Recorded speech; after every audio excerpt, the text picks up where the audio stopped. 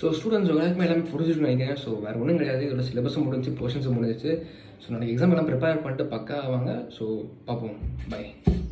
தம்பி நீ கிளம்பல, அப்பா என்ன உட்காந்துருக்க? சோகமாக வர இருக்க, என்னாச்சு? அது இல்லை சார், அவங்களாம் பணக்கார பசங்க.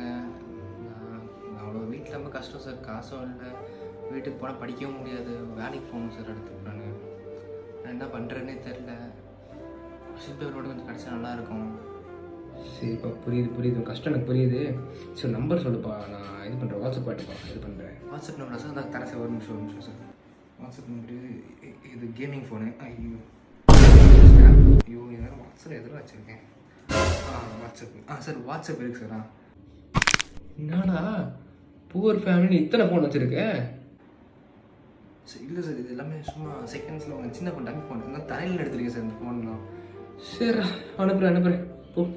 Thank you sir. 2 days later. பசங்களாம் இதோட நம்ம மேக்ஸும் முடிச்சிட்டோம். ஸோ நாளைக்கு எக்ஸாம் நான் நோக்கிட்ட வந்துருக்கேன். 90+ எதிர்பார்க்குறேன் எல்லாட்டையும். ஓகேவா? So okay, thank you guys. Next class பார்ப்போம், அடுத்த வீக் பார்ப்போம். பை. உனக்கு என்னடா இன்றைக்கும் உட்காந்துருக்க சோகமாக? என்ன மேட்ரு? இல்லை சார், அவங்க பணக்கார பசங்க. சரி புரிஞ்சு சார். அதான் சார், கொஷின் பேப்பர் மட்டும் அமுச்சு தொலை, எனக்கு கிளம்பு நீ முதல்ல. Thank you sir. தம்பி இனிமேல் டியூஷன் பக்கம் வந்துடாதுப்பா. வரமாட்டேன்டா. எது